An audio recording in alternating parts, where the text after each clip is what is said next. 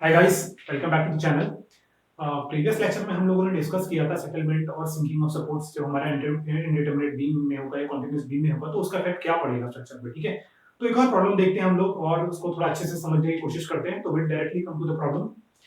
तो यार प्रॉब्लम है मेरे पास, यहाँ पे मेरे को एक कॉन्टिन्यूअस बीम दी गई है, ठीक है, और जिस पर एक यूडीएल लग रहा है 5 न्यूटन मीटर का, ठीक है, और मेरे पास चार सपोर्ट है यहाँ पर ए बी सी डी पर, और मेरे को मोमेंट ई आई का मेरे को वैल्यू दिया गया है। ठीक है, तो मेरे को कैलकुलेट करना है भाई, मेरे को इस बीम को एनालाइज करना है जिस पर मेरे एक सपोर्ट जिस पर मेरा यूडीएल एक्ट कर रहा है और मेरे एक सपोर्ट जो है उस यूडीएल की वजह से जो हम कर रहे हैं सेटल कर रहे हैं। ठीक है, ये है मेरा पॉइंट 005 मीटर और दिस इज पॉइंट 1 मीटर। ठीक है, तो यार सबसे पहले काम जो मुझे करना है इस कॉन्टिन्यूअस बीम में, सबसे पहला काम मेरे को करना है कि यार मेरे को डिफ्लेक्शन कैलकुलेट करना है। ठीक है, नॉट डिफ्लेक्शन, मेरे को क्या स्टैटिक इंडिटरमिनेसी मेरे को कैलकुलेट करनी है। ठीक है, तो स्टैटिक इंडिटरमिनेसी मेरे को कैलकुलेट करनी है, तो सबसे पहले मेरा काम है कि मैं रिएक्शंस करता हूं, कितने मेरे पास रिएक्शन है। इस पॉइंट पर मेरे पास एक रिएक्शन है, हॉरिजॉन्टल रिएक्शन में अभी काउंट नहीं कर रहा हूं। इस पॉइंट पर मेरे पास एक और रिएक्शन, इस पॉइंट पर एक और इस पॉइंट पर एक और रिएक्शन। ओके, तो टोटल रिएक्शंस हो गई मेरे पास यार, यहां पर टोटल रिएक्शंस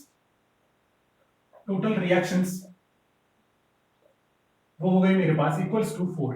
ठीक है, इक्विलिब्रियम इक्वेशंस मेरे पास कितनी होंगी, इक्विलिब्रियम इक्विलिब्रियम इक्वेशन जो होंगी मेरे पास वो है 2। ठीक है, तो उसकी स्टैटिक इंडिटरमिनेसी आ गई हमारे पास 2।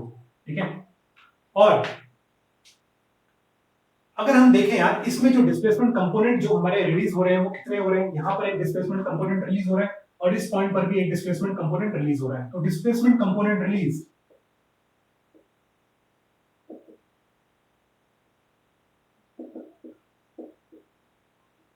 वो हो रहे हैं कितने हमारे, इस पॉइंट पर एक और इस पॉइंट पर एक, तो ये वो भी 2 हो गए। ठीक है, तो हमने डिस्कस कर चुके हैं कि जहां पर हमारी स्टैटिक इंडिटरमिनेसी ज्यादा है as compare to displacement components या उसके बराबर है, तो वहां पर हमको जो ये मतलब जो इस सेटलमेंट ऑफ कोई रिजिड बॉडी मूवमेंट नहीं मिलेगा इस सेटलमेंट ऑफ सपोर्ट की वजह से। ठीक है, ये भी हम डिस्कस कर चुके हैं। ठीक है, तो यहां पर हम लोग मानते हैं कि हमको कोई रिजिड बॉडी मूवमेंट नहीं मिलने वाला है। ठीक है, तो मतलब मेरा जो डेल्टा बी होगा वो कंप्लीट हेल्पफुल होगा, मेरा कंप्लीट होगा जो मेरे को डिफॉर्मेशन देगा। यहाँ पर भी जो डेल्टा सी होगा 0.01 जो होगा वो मेरे को डिफॉर्मेशन देगा पूरा कंप्लीट, कोई रिजिड बॉडी मूवमेंट नहीं आएगा। Generally in case of generally ये होता है। ठीक है, हम देखेंगे कि क्यों होता है। ठीक है, स्टैटिक इंडिटरमिनेसी मेरे 2 है, डिस्प्लेसमेंट कंपोनेंट रिलीज मेरे पे 2 है, यहाँ पर एक रिलीज हुआ है और एक इस पॉइंट पर यहाँ पर रिलीज हुआ है। ठीक है, मतलब मेरा delta B plus delta C, ठीक है, due to support settlement clear है पॉइंट, ये चीज आपको ध्यान देनी है। ठीक है, तो भाई अब हम लोग देखते हैं कि सबसे पहले मेरे को क्या करना है कि यार सबसे पहले मेरे को कंपैटिबल इक्वेशन लिखनी है। ठीक है, सबसे पहले मेरे को कंपैटिबल इक्वेशन लिखनी है और उसके बाद देखना है कि नेट डिस्प्लेसमेंट यहाँ पर क्या होता है। ठीक है, तो हम लोग देखें कंपैटिबिलिटी इक्वेशन मेरे पास क्या होगी बी और सी पर। ठीक है, तो हम लोग आते हैं, अगर हम देखें कि डेल्टा एल, हम सबसे पहले क्या करते हैं कि यार हम इसका रिलीज करते हैं। इसमें हमने क्या किया, हमारे पास ये बीम है,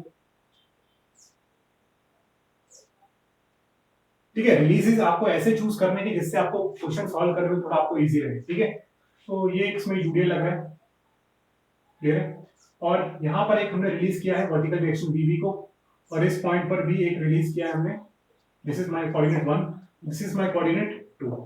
ठीक है, ये डिस्टेंस कितना भाई मेरे पास 10 मीटर, ये भी 10 और ये भी 10 मीटर।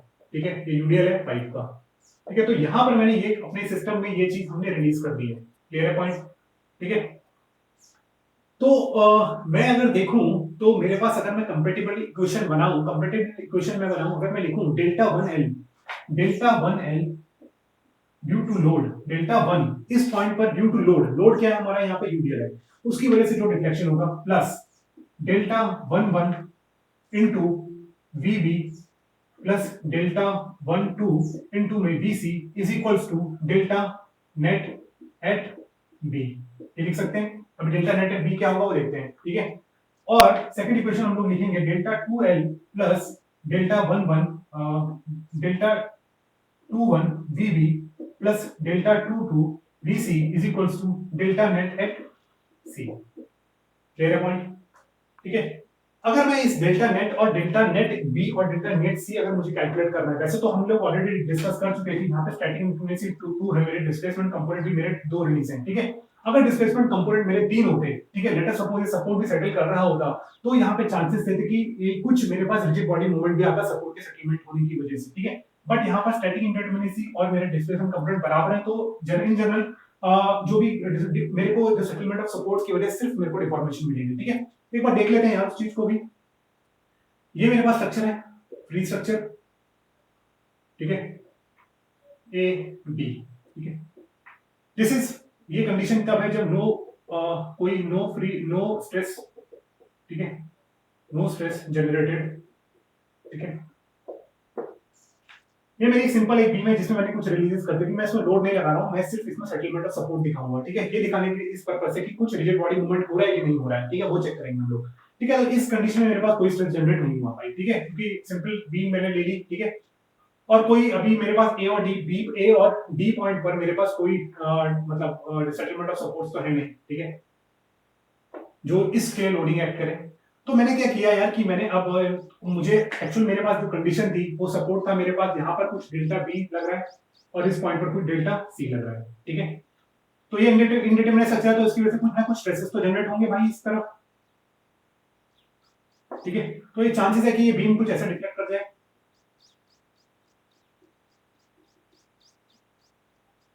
एक्चुअल में बीम कुछ ऐसे डिफ्लेक्ट कर जाए, ठीक है। तो आप देखेंगे कि यार इस पोजीशन में कोई स्ट्रेस जनरेट नहीं था, but due to this deflection delta B जो हमारे डेल्टा बी जो है कितनी है हमारी 0.005, ठीक है। और यहाँ पर डेल्टा सी कितना हमारा 0.01, तो ये कंप्लीट हेल्पफुल है, मतलब आप देखेंगे कि ये मेरे पास सिंपल फ्री स्ट्रक्चर और ये मेरे पास पूरी स्ट्रेस, जब मेरे पास स्ट्रेस जनरेट हुए, तो ये जो फ्री और स्ट्रेस जनरेशन में कितना है हमारा डेल्टा बी पूरा कंप्लीट ही है, ठीक है। तो डेल्टा बी और डेल्टा सी जो है यहाँ पर कंप्लीट हमारे जो होंगे वो हमको क्या करेंगे यहाँ पर डिफॉर्मेशन देंगे, इसका कोई भी पार्ट जो हमको रिजिड बॉडी मोशन हमको यहाँ पे नहीं मिलने वाला है, सिर्फ हमको जो मिलेगा यहाँ पर वो डिफॉर्मेशन मिलेंगे। इस फिगर को हम देख के समझ सकते हैं, तो ठीक है, ये चीज हमारी क्लियर हो चुकी है। तो डेल्टा नेट एट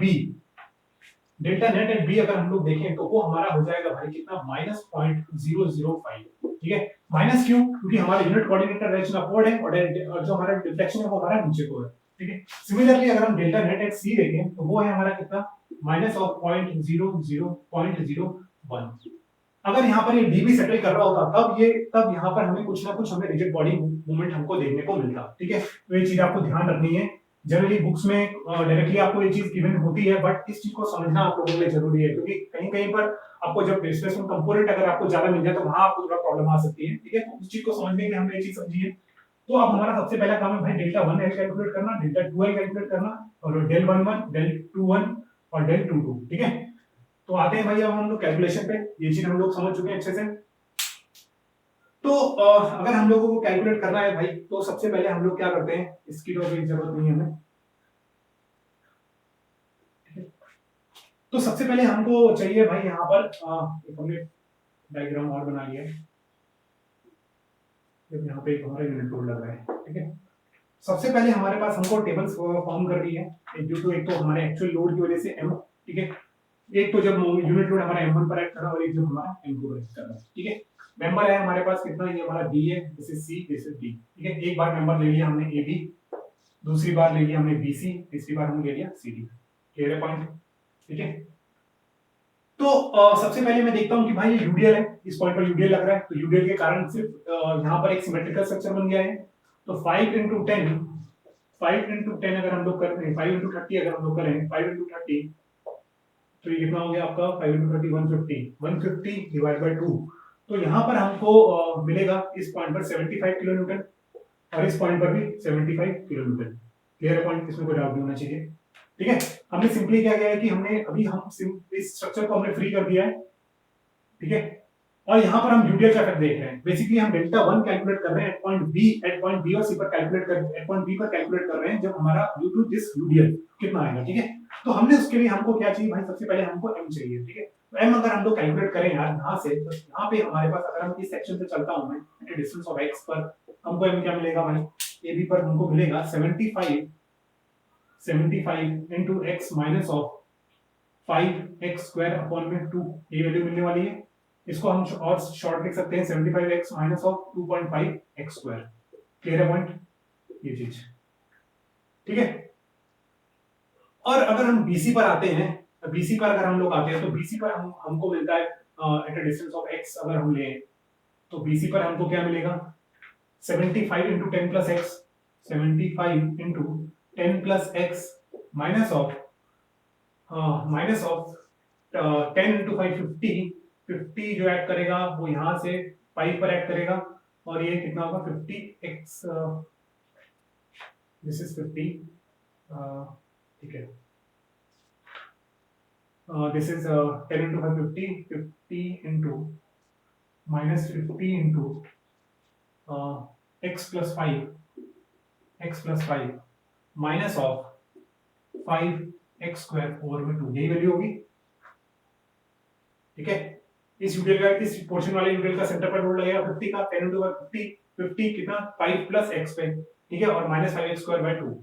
क्लियर है पॉइंट, ठीक है, ये भी क्लियर हुआ। CD पर अगर हम लोग आते हैं तो CD पर हम इस डायरेक्शन से हम लोग चलते हैं, ठीक है, इस डायरेक्शन में चलेंगे तो इजी रहेगा। तो यहाँ पर हमको कितना मिलेगा भाई 75 into में x minus of 5x² over में 2 which is equals to 75x, ठीक है। इसको हम लिख सकते हैं कितना वही 75x माइनस ऑफ 2.5x²। ये भी चीज क्लियर है, ठीक है। अगर हम इस चीज को सॉल्व करें तो ये हो जाएगा कितना भाई 750 75 into 10 plus x 750 minus 50 into 5 this is 500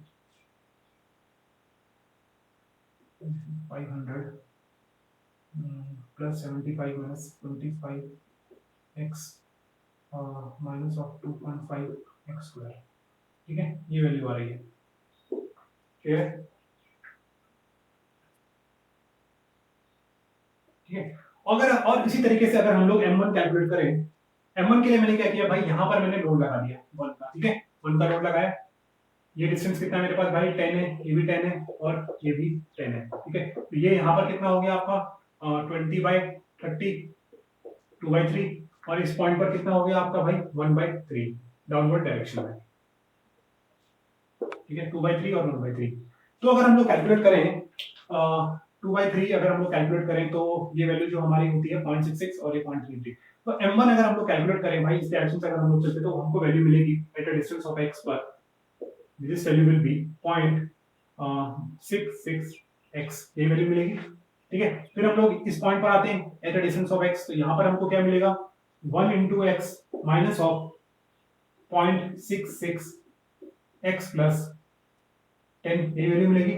और इसको हम अगर हम सॉल्व करें तो 1 minus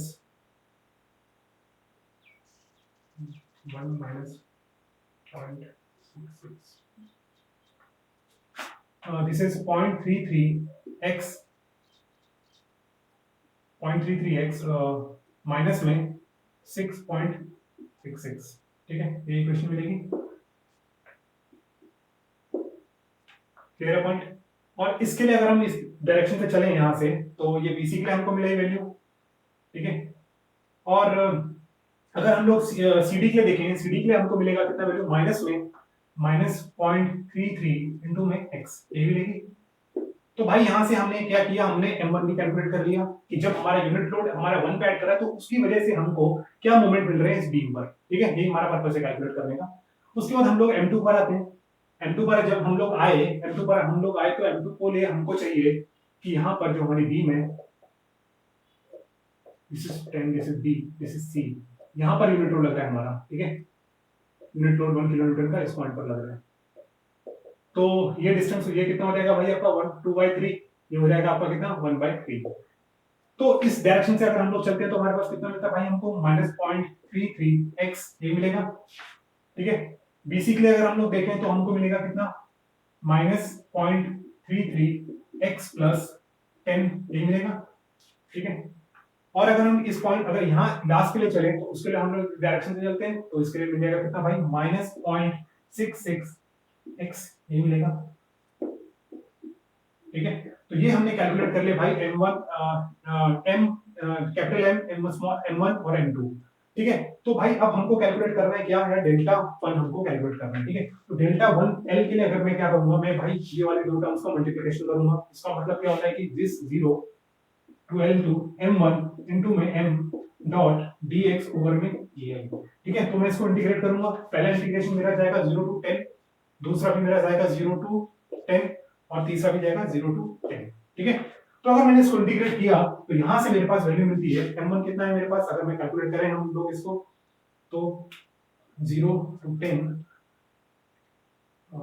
75 alpha x minus 1.5,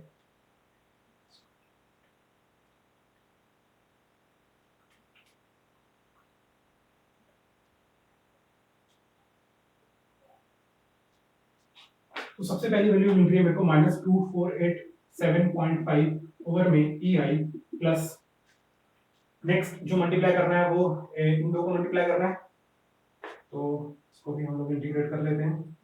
0 to 10 plus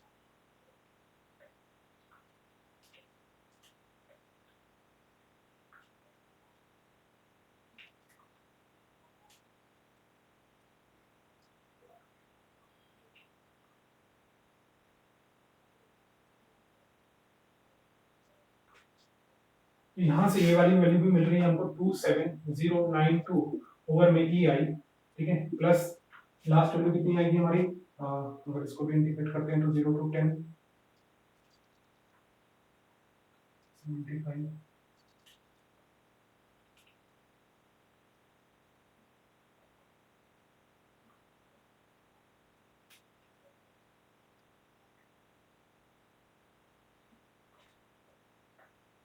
तो ये वैल्यू मिल रही है मेरे को -6243.75 ओवर में ई आई, ठीक है।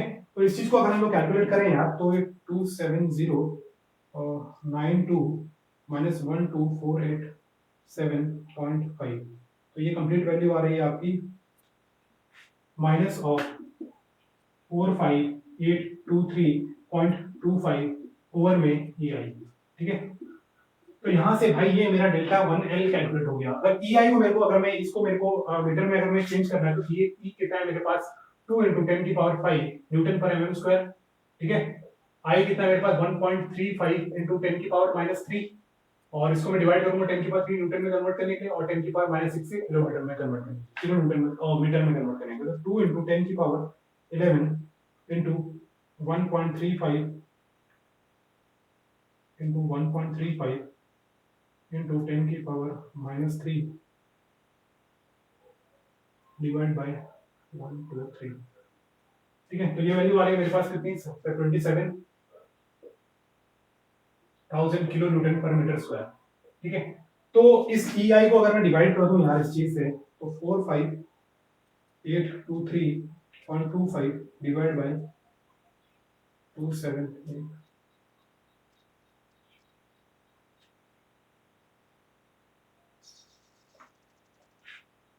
तो मेरे पास जो वैल्यू निकल के आ रही है वो आ रही है मेरे पास कुछ 0.1697 मीटर, ठीक है। ये आ गया मेरे पास भाई डेल्टा वन है, ठीक है। हम लोग ने इसलिए कन्वर्ट कर लिया इस चीज को। अब हम लोग देखते हैं यार कि हम लोग को क्या चाहिए, हमने डेल्टा वन एल कैलकुलेट कर लिया। नेक्स्ट हमारा टर्म है, हमको क्या कैलकुलेट करना भाई, M one one delta one one और डेल्टा वन टू और डेल्टा टू टू, ये सब हमको कैलकुलेट करना है, ठीक है। तो यहाँ पर हम लोग लिखते हैं इसकी वैल्यू, डेल्टा वन एल जो आया हमारे पास दैट इज -0.1697 मीटर, ठीक है।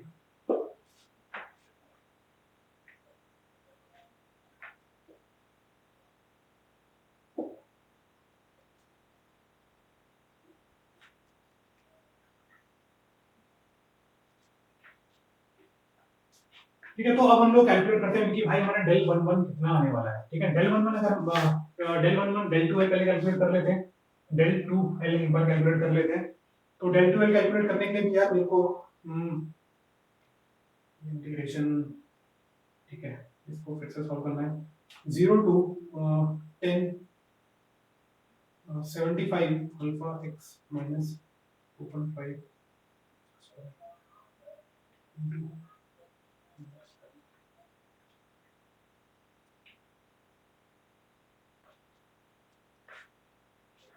तो सबसे पहला टर्म आती है मेरे पास 6243.75, ठीक है, ओवर में ई आई प्लस प्लस फिर हम उसको करना है this term and this term, ठीक है। तो इसको भी अगर इंटीग्रेट करते हैं हम लोग 0 to 10 500 plus 25 is minus 2.5 square into minus 0.33 plus 10.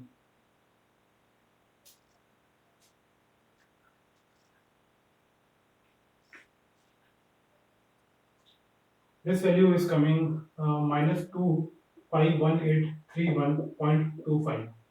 Okay, और अगर हमको यहाँ पे फिर हमको डेल्टा सी डी कैलकुलेट करना है, तो ये आती है हमारी वैल्यू 0 to 10 75 और x minus 2.5 square into minus 0.x। तो ये वैल्यू आ रही है हमारी कितनी, -12487.5। अब इन सबको अगर हम लोग ऐड करते हैं तो 251 minus 251,831.25 minus 6243.75, तो ये वैल्यू आ रही है हमारे पास कुछ -270,562.5, और इसको भी अगर हम लोग EI से डिवाइड करते हैं तो EI कितना हमारे पास 27,000 है, तो डिवाइड बाय 27,000, तो ये वैल्यू कुछ 10 के करीब आ रही है।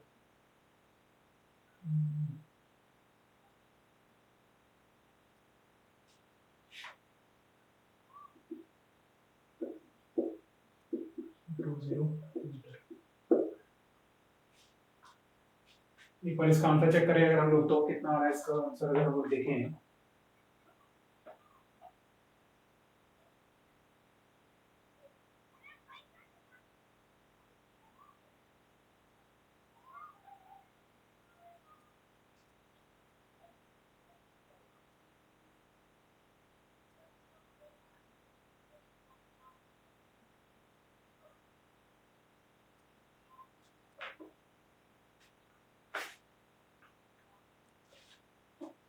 गाइस हम लोगों ने थोड़ा एक इंटीग्रेशन में यहाँ पे प्रॉब्लम गलती हुई है, मिस्टेक है हमारी, ठीक है।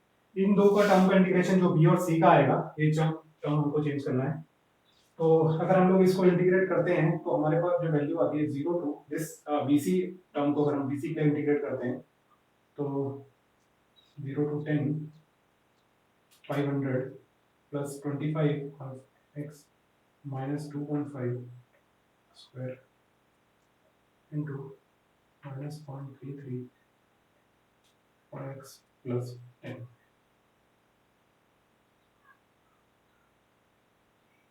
ठीक है, तो ये जो वैल्यू आ रही है यहाँ पर -27056.25 है, ठीक है। और अगर हम लोग इन सबको ऐड करें -12487.5 और -6243.75, तो ये वैल्यू मिल रही है मेरे को 45787.5 माइनस 4 में EI कितना मेरे पास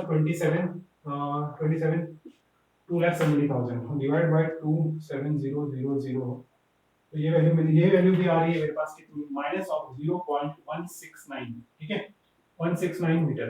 क्लियर है, ठीक है। तो ये वैल्यू भी हमारे पास सेम आ रही है। तो अगर हम लोग इस चीज को देखें, अगर हम लोग क्योंकि बेसिकली वैल्यू हमारे पास सिमिलर क्यों आ रही है, क्योंकि हमारे पास सिमेट्रिकल स्ट्रक्चर है, ठीक है। हमको दूसरी वैल्यू कैलकुलेट करने की जरूरत नहीं है, क्योंकि लोडिंग भी सेम है, सब कुछ सेम है, और ठीक है, सब चीज पॉइंट लोड पर लग रही है। तो अगर हम चाहते हैं तो उस चीज को अवॉइड कर सकते थे, क्योंकि सिमेट्री है यहाँ पे, तो इसका एडवांटेज हम उठा सकते थे इस चीज का। बट लेट ठीक है, कैलकुलेशन हमने करी तो हमको पता लग गया कि सिमेट्रिकल है, तो ये हमको कैलकुलेट करने की जरूरत नहीं थी। तो हम लोग सिंपल सी पर भी हमारी वही डिफ्लेक्शन आती है, ठीक है, सेम, क्योंकि सिमेट्रिकल है ना। तो उसके बाद हम लोग का पास ये भी कैलकुलेट हो गया भाई, डेल्टा 12 भी हमारे पास कैलकुलेट हो चुका है। डेल्टा 12 कितना आ गया मेरे पास, -0.1697 मीटर। क्लियर है पॉइंट, ठीक है। तो यहां पर हम लोग देखें अगर हम लोग देखें इस चीज को, ठीक है, तो आपको छोटी छोटी चीजों का एडवांटेज थोड़ा ध्यान में रखना है। हमारे ध्यान में नहीं रहा कि ये सिमेट्री अगर आ रही है तो डिफ्लेक्शन जो है वो इस पॉइंट पर भी इस पॉइंट पर भी लोड के कारण सेम ही होंगे, ठीक है। तो हम लोग आते हैं अभी नेक्स्ट पॉइंट पर कि हमको क्या कैलकुलेट करना है भाई, डेल्टा 11 कैलकुलेट करना है, ठीक है। डेल्टा 11 का मतलब है कि डेल्टा 11 का मतलब है कि यूनिट लोड भी मेरा 1 पर ऐड करना है, डिफ्लेक्शन भी मुझे 1 पर कैलकुलेट करना है। भाई मुझे इस ये टर्म भी कैलकुलेट करनी पड़ेगी।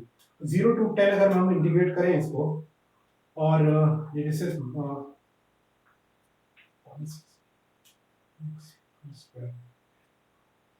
तो सबसे पहला आता है यहाँ पे 147.852, ठीक है, और 177.852, उसके बाद 0 to 10 0.33 4x minus 6.66 का square, this is 259.34 plus last term आपका 0 to 3 0 to 10 minus 0.33 alpha x का whole square, this comes out to be 36.963, ठीक है। तो अगर हम इसको ऐड कर दें भाई तो 147.85 प्लस 25 to 59.34, तो वैल्यू आती है हमारे पास भाई कितना, डेल्टा 11 जो आ रहा है वो आ रहा है मेरे पास 444.153 ओवर में EI, ठीक है। तो ये वैल्यू भी हो गई भाई हमारे पास। डेल्टा 12 कितना आएगा मेरे पास, डेल्टा 22 भी कैलकुलेट कर लेते हैं उसी तरीके से। डेल्टा 22 कैलकुलेट करेंगे तो ये टर्म तो हमारे पास सेम ही है, तो इसका 0 to 10 तक इंटीग्रेट किया तो 36.96 प्लस 0.6 का इंटीग्रेशन भी है हमारे पास, 0.6 का कितना है भाई 147.852 प्लस, अब हमको सिर्फ इसका इंटीग्रेशन कैलकुलेट करना है, ठीक है। तो 0 to 10 माइनस 0.33, माइनस की जरूरत नहीं है, 0.33 x plus 10, so this is equals to 254.1, ठीक है। तो ये कितना वैल्यू आ रही है आपकी 254 प्लस 36.96 प्लस 147.852, ठीक है। तो this comes out to be 438.912। Actually में ये भी थोड़ा हमारा सिमेट्रिकल स्ट्रक्चर है ना, तो इसके कारण भी हमारे पास सेम ही रिफ्लेक्शन आनी चाहिए। तो ये भी हमारे पास सेम रिफ्लेक्शन आनी चाहिए ना, क्योंकि ये भी सिमेट्रिकल ही है इस पॉइंट पर, इसके कारण रिफ्लेक्शन यहाँ पर सेम रहेगा, इसके कारण भी रिफ्लेक्शन यहाँ पर सेम रहेगा।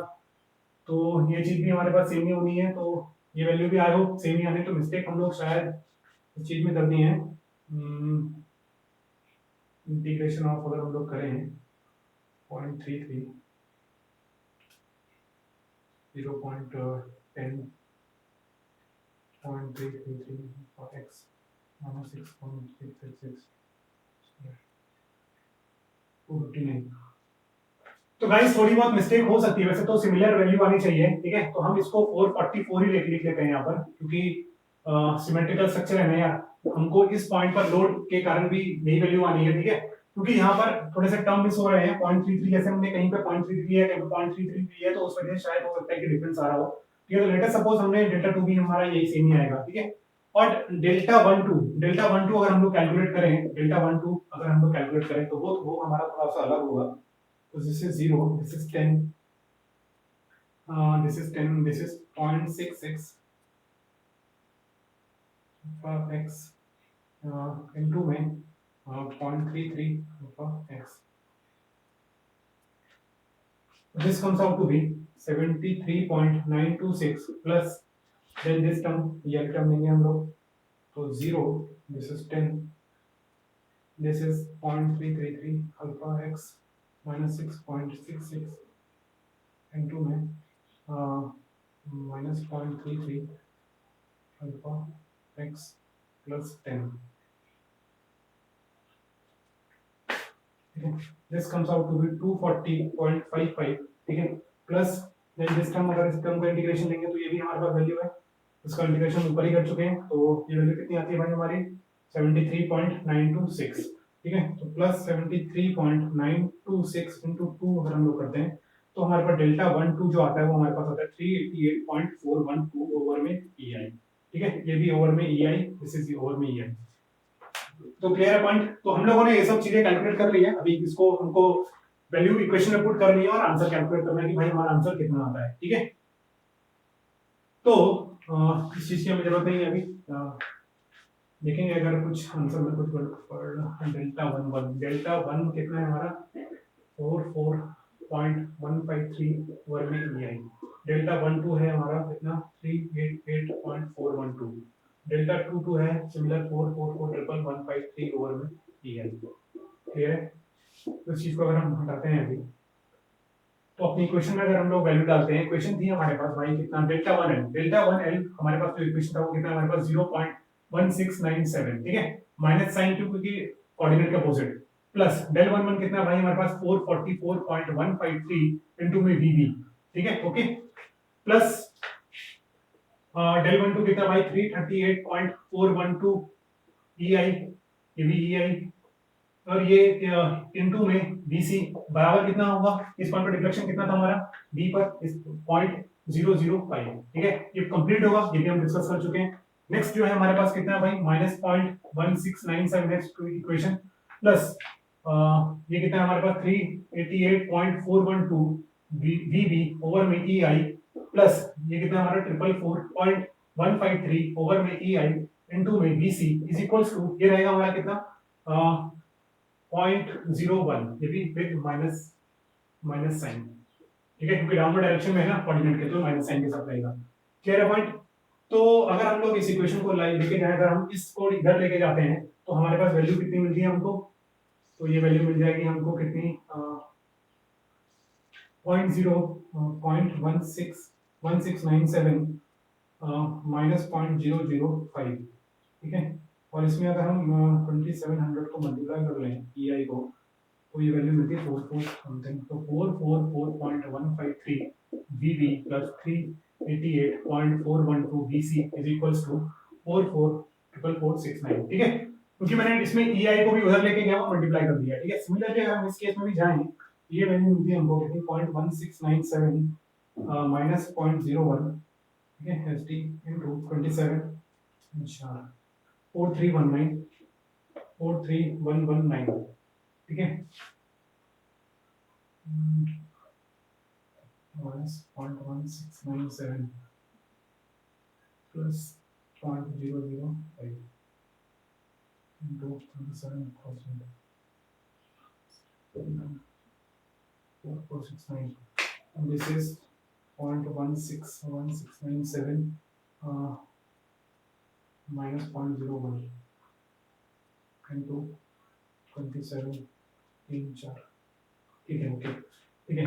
तो this is this value comes out to be 4319, और ये इक्वेशन है हमारी कितनी 388.412 VB plus 4444.153 BC is equals to this equation.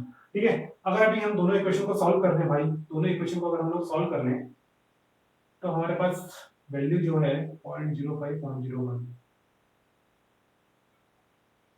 इस इक्वेशन को अगर हम लोग सॉल्व करें बाय इक्वेशन नंबर 1, ये कितना है हमारा 444.153, बी है हमारा 388.412, सी है हमारा 4469।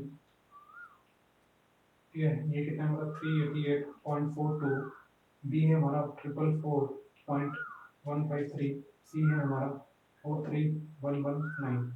ठीक है, तो इक्वेशन को सॉल्व करें भाई, तो VB हमको मिल रहा है यहाँ से 64.71 किलोन्यूटन। ठीक है, और जो BC मिल रहा है वो हमको मिल रहा है यहाँ से 40.48 किलोन्यूटन। ठीक है, तो ये दो इक्वेशन हम लोग को आंसर हम लोग को मिल रहे हैं VB और BC। VB और BC अगर हम लोग कैलकुलेट कर ले तो मोमेंट हम कैसे कैलकुलेट करना वो भी हम ऑलरेडी डिस्कस कर चुके हैं। ठीक है, तो ये हमारे पास रीजनल फोर्सेस जो हमने वो हमने कैलकुलेट कर चुके हैं। ठीक है, देखेंगे तो आप इस प्रॉब्लम को समझिएगा। ठीक है, थोड़ा सा प्रॉब्लम सिंपल है बट कैलकुलेशन इसमें ज्यादा है। ठीक है, तो अगर जिसको कैलकुलेशन पसंद नहीं, कैलकुलेशन पार्ट को स्किप कर सकते हैं और डायरेक्टली हम देख सकते हैं कि हमने वैल्यूज को कैसे अप्लाई किया है इस चीज में। ठीक है, तो गाइस तब तक के लिए हम लोग इसको क्लोज करते हैं और नेक्स्ट प्रॉब्लम में मिलेंगे जहां पर हमको थोड़ा सा जहां पे हमको दो मतलब थोड़ा रिजिड बॉडी डिस्प्लेसमेंट भी हम लोगों को देखने मिलेगा। तो थैंक यू वेरी मच इस प्रॉब्लम के लिए।